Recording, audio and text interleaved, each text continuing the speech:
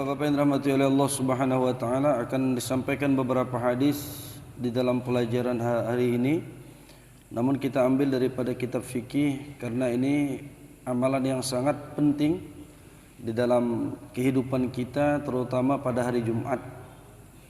Yang kita tahu selain daripada kesunahan kita memotong kuku, mencukur daripada bulu-bulu, bulu kemaluan, mencabut bulu ketiak dan mencukur kumis kita, ada lagi sunnah-sunnah pada hari Jumat yang jarang orang mengerjakannya.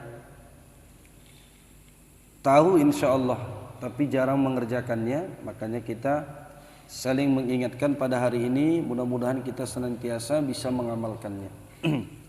Apa dia? Yang pertama adalah wasunnah qira'atu suratul kahf yaumal jumu'ati wa lailatiha li ahadits fiha.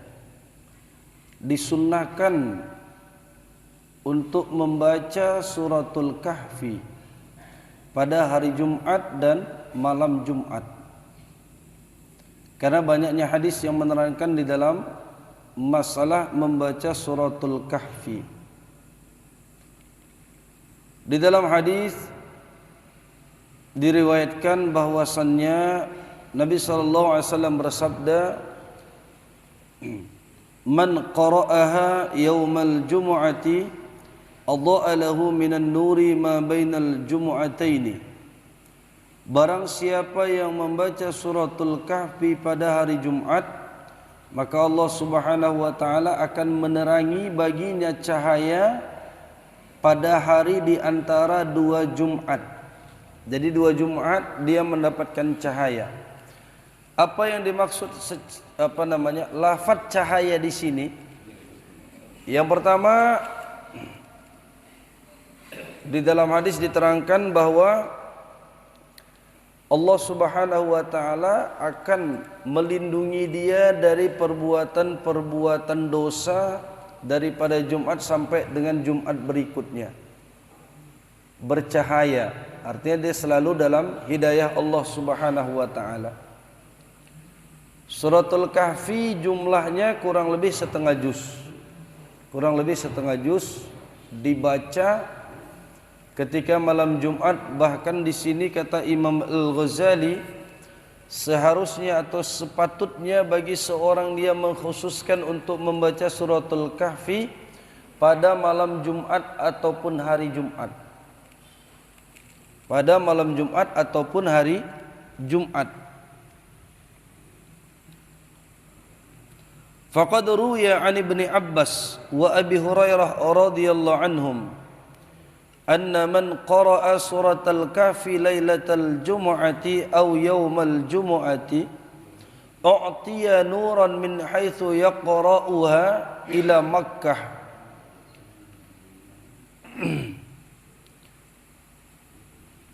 Diriwayatkan daripada Ibnu Abbas dan Abu Hurairah, dua orang sahabat yang merupakan ulamanya para sahabat, yaitu Abu Hurairah dan Ibnu Abbas,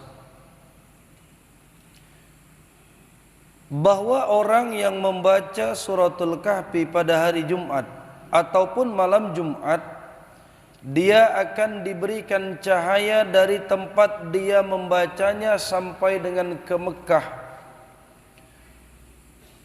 dan diampunkan baginya dosa-dosanya sampai dengan Jumat yang berikutnya. Jadi orang yang baca suratul kahfi dosa-dosanya pada hari Jumat dan sampai dengan Jumat berikutnya diampunkan oleh Allah Subhanahu wa taala. Dari tempat dia membaca sampai dengan ke Mekah, Allah memberikan nur kepadanya, cahaya. Allah memberikan cahaya kepadanya sampai dengan ke Mekah. Kemudian wa shalla alaihi sab'una alfi malakin, dan akan berselawat kepadanya 70.000 malaikat hatta yusbih, sehingga masuk pada waktu pagi. 70.000 malaikat akan berselawat. Maknanya kalau malaikat berselawat adalah malaikat akan memohonkan ampunan kepada orang yang membaca suratul Kahfi. Ya Allah, ampunkanlah dosa si fulan, ampunkanlah dosa si fulan ya Allah, karena dia telah membaca suratul Kahfi. Berapa malaikat? 70.000 malaikat akan memohonkan ampun. Sampai kapan? Hatta yusbih, sampai dengan waktu pagi hari. Jadi kalau dia membaca malam, maka paginya sampai dengan pagi subuh, malaikat akan terus senantiasa memohonkan ampun untuknya. Jadi penting ini untuk diamalkan, untuk dibaca. Karena apabila saya menyampaikan ini, bapak-bapak mengamalkan, maka saya dapat pahala. Bila bapak-bapak sampaikan kepada orang lain mengamalkannya, maka semua bapak-bapak mendapatkan pahala daripada orang yang mengamalkannya. Man dalla ala khairin falahu mithlu ajri fa'ilih. Barang siapa yang menunjukkan satu kebaikan, maka man dalla ala khairin falahu, baginya mithlu ajri fa'ilih, seperti pahala orang yang mengerjakannya. Seperti pahala orang yang mengerjakannya.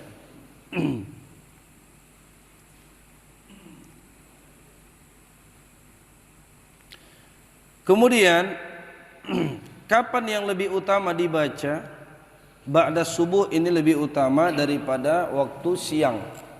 Kalau misalnya malam Jumat mau dibaca juga tidak masalah, malam Jumatnya, Kamis malam Jumat setelah maghrib mau dibaca tidak masalah. Kenapa pagi-pagi? Musara'atun lil khair, untuk mencepat-cepat daripada berbuat kebaikan. Kemudian orang yang membaca suratul Kahfi ini akan terhindar daripada fitnah Dajjal. Ini yang paling besar fadilahnya. Dia akan terhindar daripada fitnah Dajjal. Nah, Dajjal itu adalah sebesar-besarnya orang yang membuat fitnah di muka bumi ini.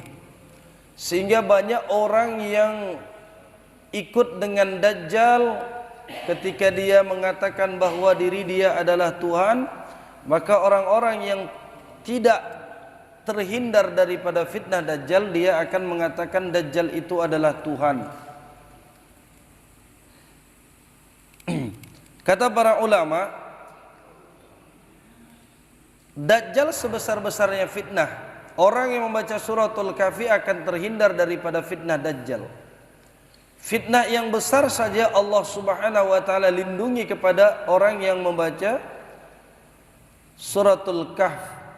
Apalagi fitnah-fitnah yang kecil, maka Allah Subhanahu wa taala akan lindungi dia, jaga dia daripada fitnah-fitnah yang kecil. Sudah kita bahas apa itu fitnah. Kata Ibnu Abbas atau seorang sahabat, beliau mengatakan, seorang sahabat mengatakan, tanda orang terkena fitnah adalah yang sebelumnya dia katakan sesuatu itu adalah perkara yang haram, kemudian dia katakan sesuatu itu adalah perkara yang tidak haram. Artinya orang itu sudah terkena fitnah, pikirannya berubah. Nah, untuk menjaga itu bagaimana? Kita membaca suratul Kahfi pada hari Jumat.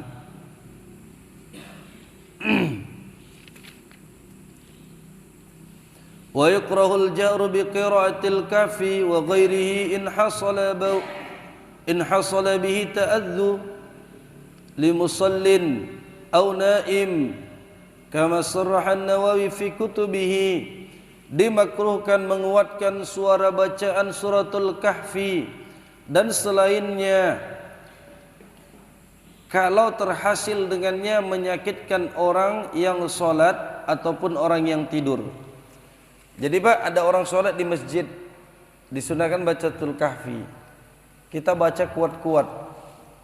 Ataupun ada orang tidur dekat kita di pesantren atau di rumah, di hospital, di rumah sakit atau tempat kerja kita, ada orang tidur, kita baca kuat-kuat, baik Al-Kahfi atau membaca Al-Quran selain daripada suratul Kahfi. Maka kata Imam Nawawi di sini dimakruhkan. Jadi perbuatannya itu tidak disukai oleh Allah Subhanahu wa taala. Kenapa dia melakukan amal kebaikan tapi dia menyakiti hati orang lain? Jadi amal kebaikan ada tertib-tertibnya kalau mau dibuat. Kalau di sini jangan menyakiti hati orang lain. Sama dengan orang yang bersedekah tapi dia la tubtilu bisadaqatikum bil manni wal adha, mengungkit-ungkit pemberiannya kepada orang yang diberinya, kemudian dia menyakiti hati si penerima. Maka sedekah dia adalah seperti orang kafir yang berbuat amal, artinya dia tidak mendapatkan apa-apa, hanya seperti debu yang ada di atas batu, kemudian debu itu akan diterpa oleh air, kemudian hilanglah debu itu daripada batu. Maka itulah orang yang beramal dengan mengungkit-ungkit, bersedekah dengan mengungkit-ungkit, kemudian menyakiti hati si penerima. Artinya amalnya sia-sia. Maka kata Allah, la tubtilu, jangan batalkan sedekah kalian. Nah begitu juga dengan membaca Al-Quran. Jadi kalau menyakiti hati orang lain, ini hukumnya adalah makruh, dibenci oleh Allah Subhanahu wa taala.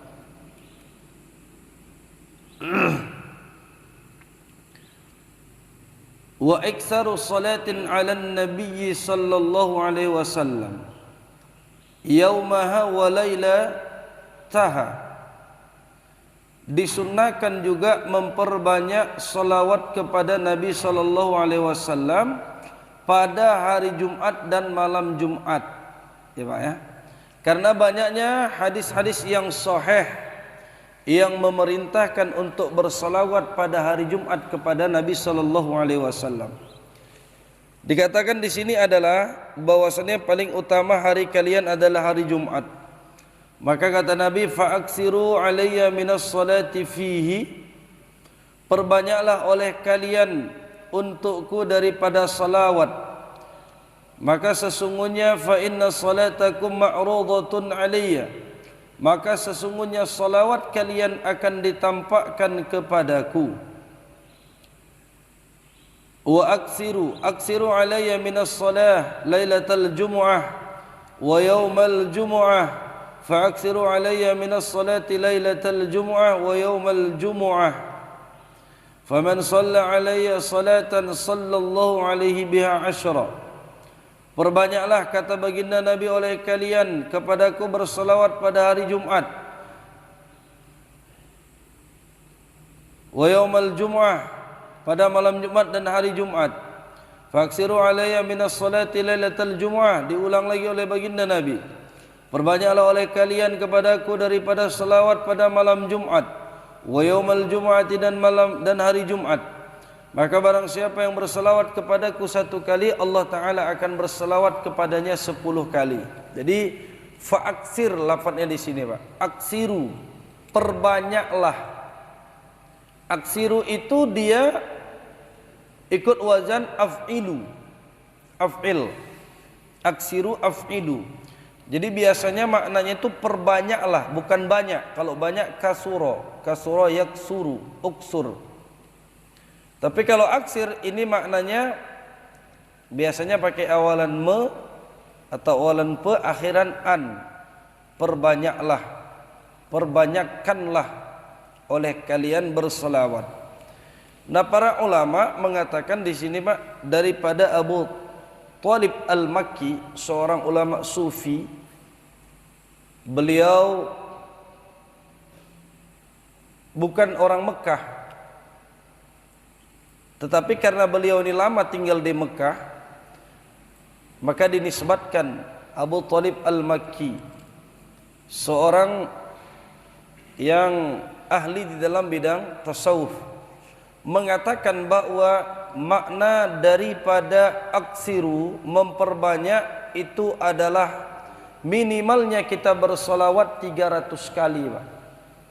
Kita berselawat 300 kali pada hari Jumat. Itu namanya memperbanyak. Kalau cuma selawat 30 kali, 100 kali namanya masih selawat biasa, bukan memperbanyak. Yang namanya memperbanyak itu 300 kali minimal.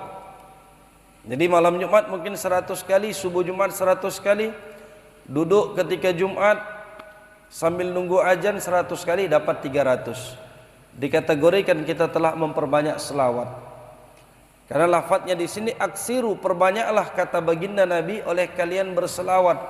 Perbanyaklah, bukan berselawatlah kalian kepadaku, bukan, tapi memperbanyak.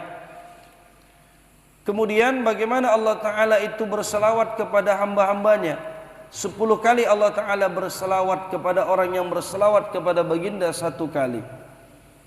Maknanya adalah Allah Ta'ala akan memberikan rahmat kepada orang yang berselawat dengan baginda Nabi. Berapa? 10 rahmat Allah akan berikan kepadanya. Apa itu rahmat? Rahmat kurang lebih adalah orang itu dikehendaki iradatul khair, untuk berbuat baik saja. Jadi Allah akan gerakkan hatinya itu untuk berbuat kebaikan-kebaikan. Karena rahmat itu adalah lawannya daripada laknat. Kalau laknat itu ba'idun anir rahmah, jauh daripada kebaikan. Maka Fir'aun, Qarun, kaum Ad, ya, itu orang-orang yang terkena laknat. Gak ada di dalam hati mereka itu untuk berbuat kebaikan. Abu Jahal, niat untuk kebaikan mungkin gak ada. Maka mereka dikatakan orang mal'un, yang dilaknat. Nah, kalau orang dia berselawat kepada Nabi sallallahu alaihi wasallam, Allah Taala akan senantiasa memberikan rahmat kepadanya. Dengan lafaz yang mudah, sallallahu alaihi Muhammad juga boleh, sallallahu alaihi sayyidina Muhammad juga boleh, Allahumma salli ala sayyidina Muhammad juga boleh.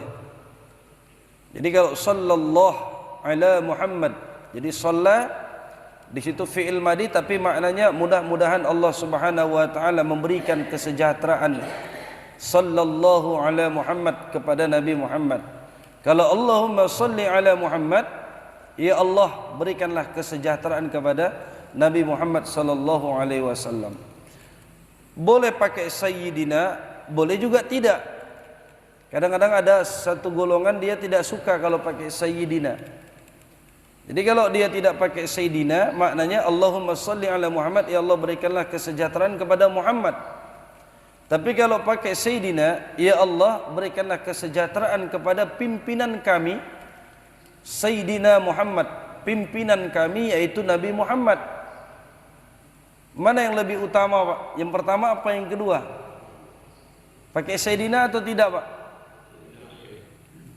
Pakai, Pak, ya, lebih adab kita. Ya Allah berikanlah hidayah kepada Jokowi. Ya Allah berikan hidayah kepada Bapak Jokowi. Mana yang lebih baik, Pak? Yang nomor 2 ada bapaknya. Kata-kata penghargaan kepada orang yang menjabat di Indonesia. Begitu juga kalau kita pakai sayyidina, berarti kita itu sangat menghargai baginda Nabi sallallahu alaihi wasallam. Kita beradab dengan beliau. Makanya pakai sayyidina. Begitu juga di dalam salat, kama shallaita ala Muhammad. Maka kalau kita pakai sayyidina itu lebih beradab. Kama shallaita ala sayyidina Muhammad, kama shallaita ala sayyidina Ibrahim wa ala sayyidina Ibrahim, shallaita ala sayyidina Muhammad wa ala sayyidina Muhammad, wa barik ala sayyidina Muhammad, wa barik ala sayyidina Muhammad wa ala ali sayyidina Muhammad. Jadi pakai sayyidina itu lebih beradab. Kemudian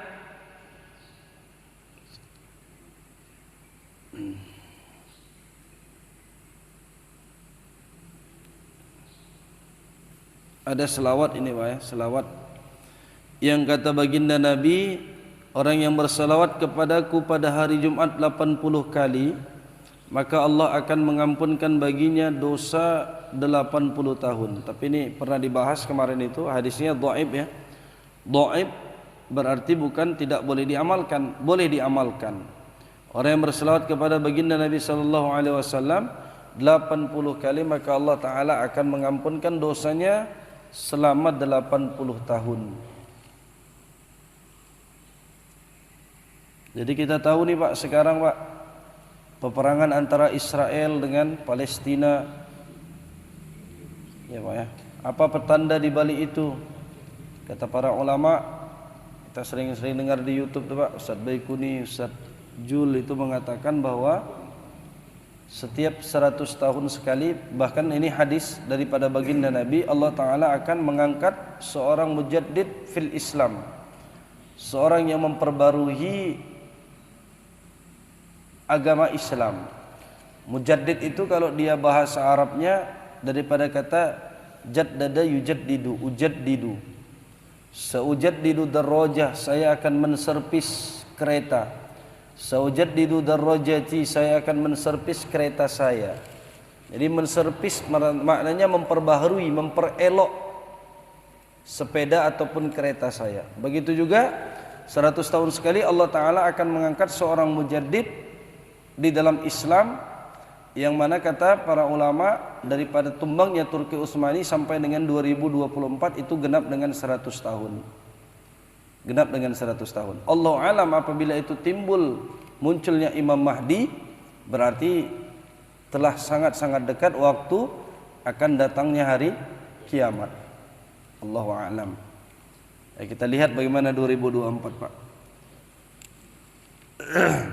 Mudah-mudahan bukan Imam Mahdi Pak ya, biar panjang lagi kiamat Pak ya.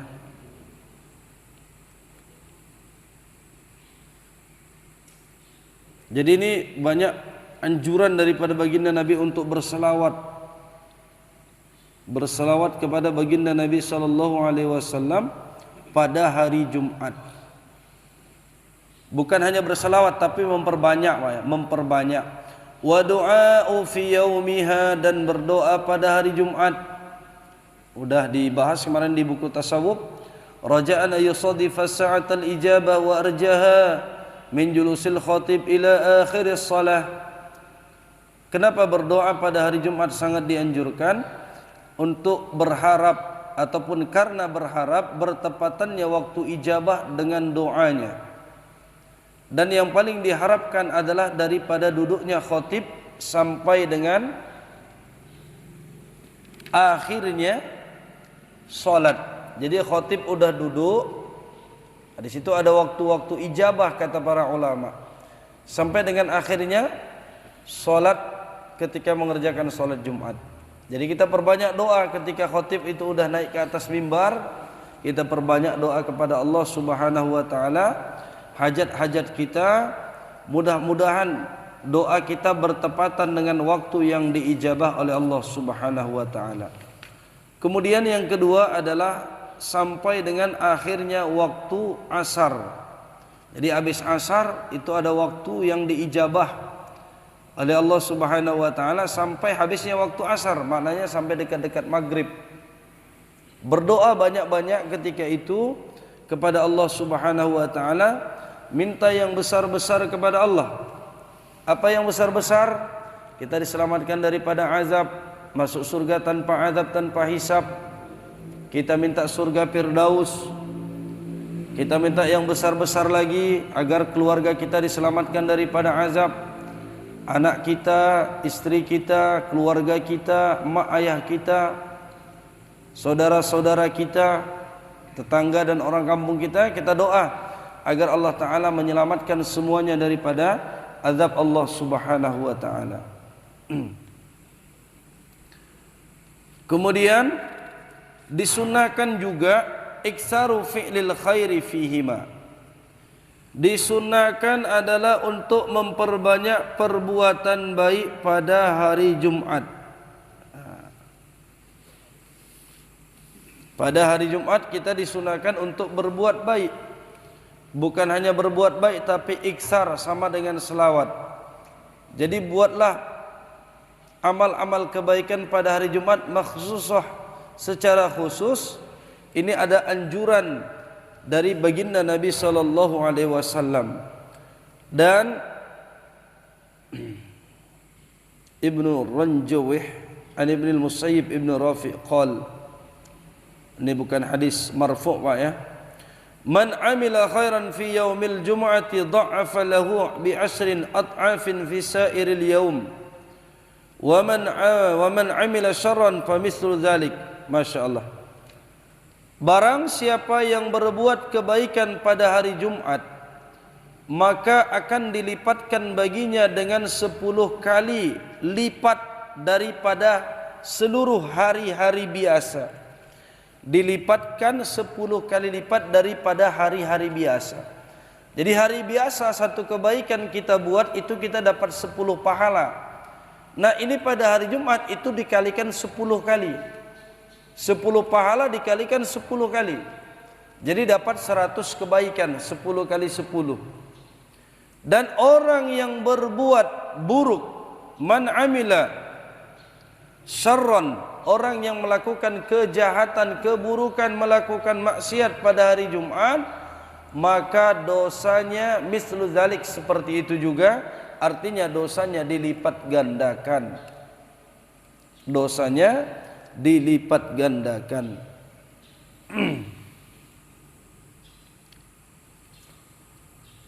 Maka hati-hati nih Pak ya, malam Jumat, hari Jumat, perbanyaklah berbuat baik dan hati-hati untuk berbuat dosa pada hari itu. Wa yastaghila fi tariqi bi'udri mahall as-salah biqira'atin aw dzikrin. Hendaklah dia menyibukkan dirinya waktu dia jalan hadir ketika salat Jumat. Dia sibukkan mahall as-salati, di tempat salatnya. Apa kesibukannya? Kesibukannya adalah biqira'atin, dengan membaca Al-Quran, au dzikrin, ataupun dia berzikir. Dan paling utamanya pada hari Jumat adalah salawat kepada baginda Nabi sallallahu alaihi wasallam qabla al-khutbah, sebelum khatib mengerjakan khutbah. Jadi amal yang paling utama di sini adalah orang itu membaca selawat. Karena banyaknya hadis-hadis yang mendukung akan kesunahan membaca salawat. Kemudian yang terakhir Pak, di dalam satu riwayat, qabla ayatakallama al-Fatihah,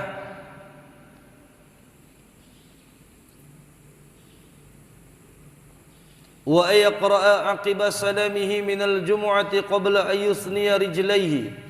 Wa fi riwayatin qabla ayatakallama al-Fatihah wal ikhlas wal ma'udhataini sab'an, lamma warada anna man qara'aha ghufira lahu ma taqaddama min dhanbihi wa ma ta'akhkhar wa u'tiya min al-ajri bi'adadi man amana billahi wa rasulih. Jadi ini penting Pak, yang terakhir untuk diamalkan pada hari Jumat.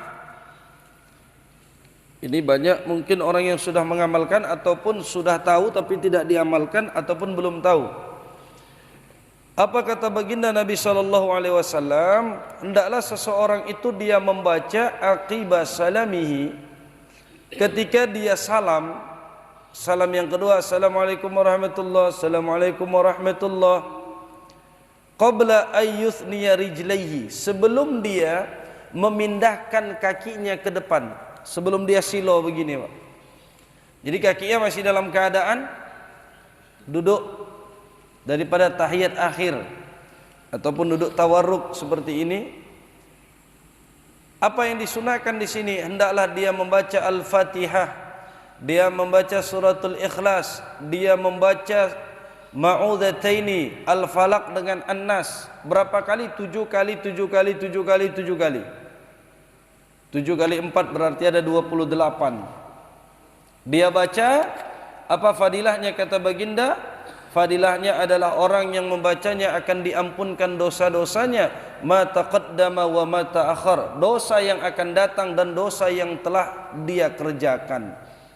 Bukan hanya itu, wa u'tiya minal ajri bi'adadi man amana billahi wa rasulih, dia akan diberikan pahala dengan bilangan orang, dengan bilangan manusia yang beriman kepada Allah dan beriman kepada Rasulnya.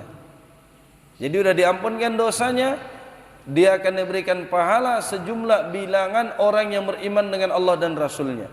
Jadi kalau misalnya ada orang iman 6 miliar, 6 triliun, maka dia dapat 6 triliun kebaikan. Sangat mudah dapat pahala Pak. Ini kalau jadi makmum enak nih Pak, bisa cepat ini kerjakan sebelum kata para ulama, sebelum dia berbicara, sebagian lagi sebelum dia memindahkan kakinya daripada duduk tahiyat akhirnya, baca aja langsung Al-Fatihah 7 kali, baca Al-Ikhlas 7 kali, baca Falak Nas 7 kali 7 kali. Pahalanya udah jelas. Ini hadis daripada baginda Nabi sallallahu alaihi wasallam. Nah, ini Pak, kayaknya apa namanya, kita baca-baca hadis ini kayak nggak ada pahala gitu Pak. Nanti kita terkejut tuh. Wah, ternyata betul apa yang disampaikan oleh Nabi sallallahu alaihi wasallam. Karena Nabi ini luar biasa Pak. Memang perkataan beliau sampai di dalam kitab apa namanya Abu Daud di dalam syarah itu mengenai bab sunnah. Di situ dituliskan bahwa baginda pernah bersabda, tidaklah seseorang dia mengatakan, dia berada di rumah, dia mengatakan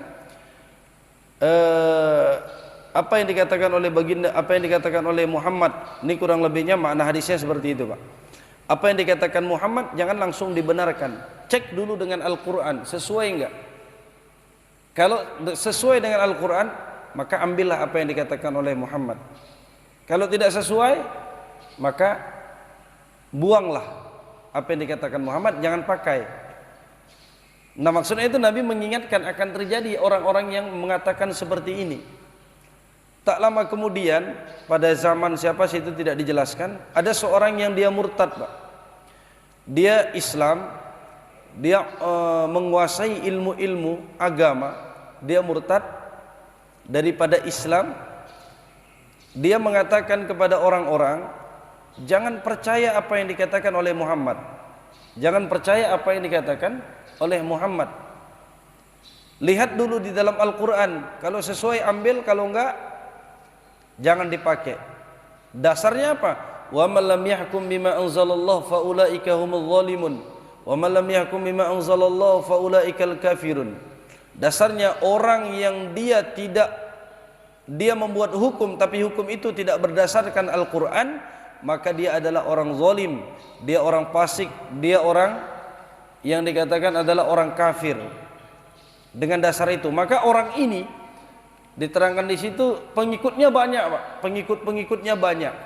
Jadi hanya bersandarkan kepada Al-Quran. Kalau daripada hadis, nanti dulu, tengok dulu sesuai enggak dengan Al-Quran. Maka ulama-ulama pada masa itu mengatakan bahwasannya orang ini adalah orang yang sesat. Karena apa? Karena dia mengatakan kalau ada di dalam hadis itu mesti dicek dulu dari Al-Quran. Sebenarnya nggak perlu seperti itu, karena udah jelas dasar kita adalah Quran hadis, ijma' qiyas. Jadi perkataan Nabi itu bisa dijadikan sandaran hukum, bisa dijadikan sandaran hukum. Maka di situ dikomen oleh ashabu Abu Daud, hadza min mu'jizati kalamin Nabi. Ini adalah bagian daripada mukjizat kalamnya, perkataan baginda Nabi sallallahu alaihi wasallam. Jadi Nabi tahu tuh apa yang beliau katakan, bahwasanya nanti akan terjadi hal-hal yang demikian. Itu namanya dikatakan jami'ul kalim. Maknanya adalah perkataan baginda itu sedikit tapi maknanya sangat banyak.